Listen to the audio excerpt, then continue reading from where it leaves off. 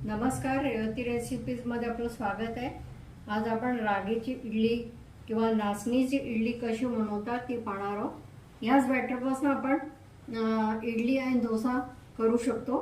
तर आता इथे सर्वप्रथम मी या वाटीने 1 वाटीभर नाचणी घेतली आहे, अर्धा वाटी उडदाची डाळ घेतली आहे, अर्धा वाटीच आपण तांदूळ घेतलेले, हे कोणतेही तांदूळ घेतले तरी चालतात। इथे 1 पाव चमचाभर मी मेथी घेतलेली आहे। आता ह्याच्यामध्ये उडदाची डाळ घालून घेऊया, तांदूळ आणि मेथी ही आपण घालून घेऊया।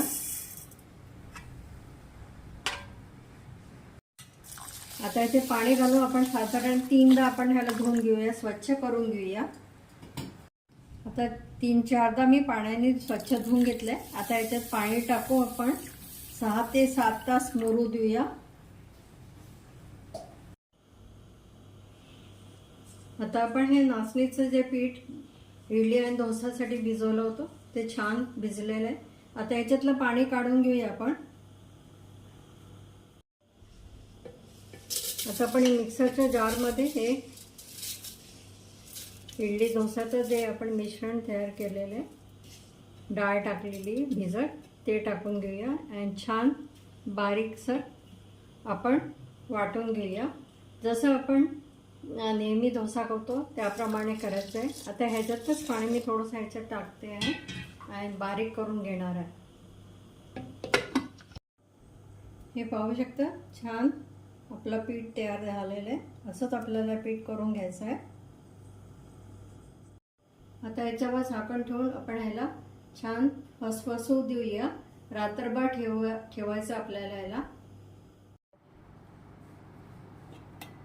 आता 7 ते 8 तास झाले, आपलं नाचणीचं पीठ छान आंबलेलं आहे, छान फसफसलेलं आहे। आता ह्याला छान मिक्स करून घेऊया। एक 10-12दा आपण छान असं मिक्स करून घेऊया, घोळून घेऊया। आता 1 चमचाभर मीठ घालूया आपण।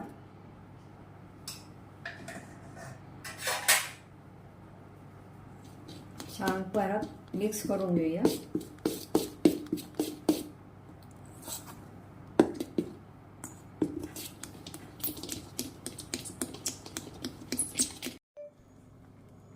हे पाहू शकता, छान फसफसलं आहे।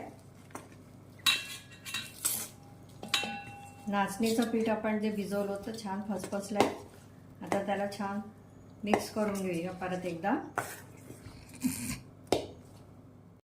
गॅस तापत ठेवलाय, पाणी शिंपडून पाहूया आपला तवा गरम झालाय की नाही। आता याच्यावर तेल घालूया, तेल छान पसरवून घेऊया।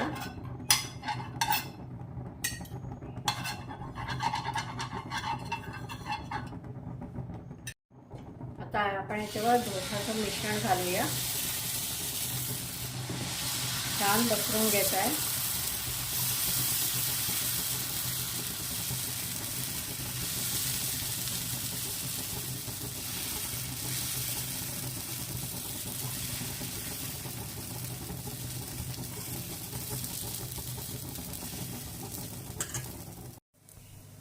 साईडने थोडंसं तेल सोडूया।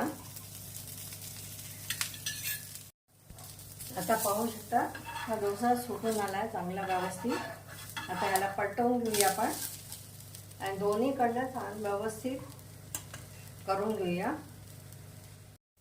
आता आपण हा डोसा काढून घेऊया एका प्लेटमध्ये। असंच आपण दुसरा डोसा घालूया। आता आपण वाटीने डोसा घालूया।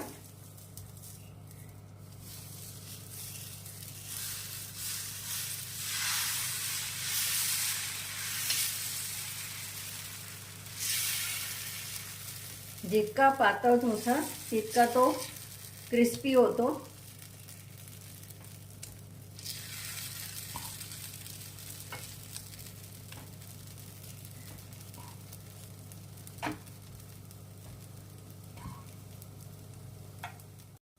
आता परत साईडने थोडंसं तेल सोडूया।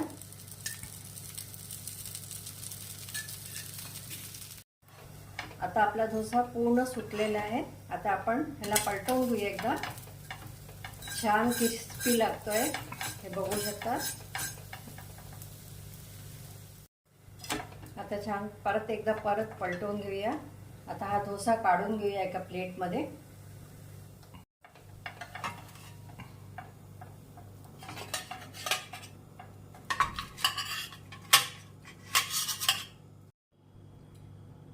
असा नाचणीचा डोसा तुम्ही पण करा.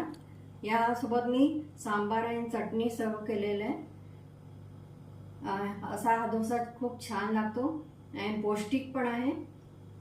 तुम्ही नक्की करा. तुम्हाला आवडल्यास लाईक करा, चॅनलला सबस्क्राईब करा, व्हॉट्सअप आणि फेसबुकवर शेअर करा.